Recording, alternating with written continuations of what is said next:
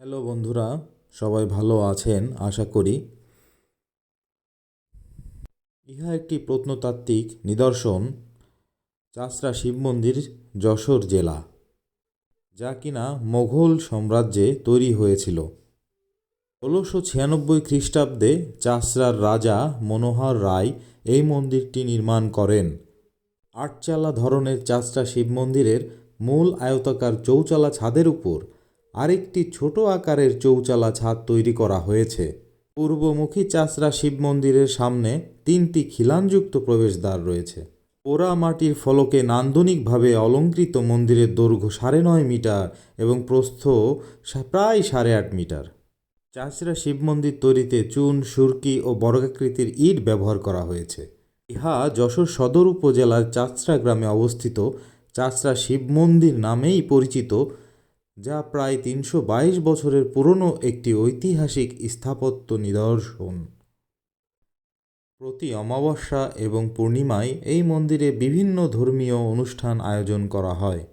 এছাড়া শিবরাত্রি, দোল উৎসব, লোকনাথ বাবার পাদুকা উৎসবেও দূর দূরান্ত থেকে দর্শনার্থীরা এসে যোগ দেন। বর্তমানে চাষড়া শিব মন্দির বাংলাদেশ প্রত্নতত্ত্ব অধিদপ্তর সংরক্ষিত স্থাপনা হিসেবে তালিকাভুক্ত রয়েছে।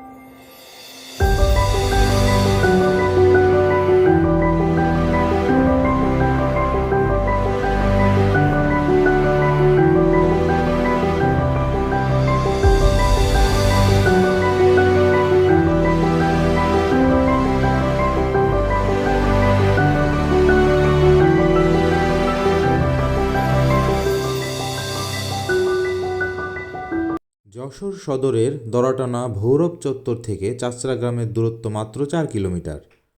দড়াটানা ভৈরব চত্বর থেকে রিক্সা বা ভ্যানে করে যশোর বেনাপোল মহাসড়কের পাশে অবস্থিত চাষড়া শিব মন্দির দেখতে যেতে পারবেন।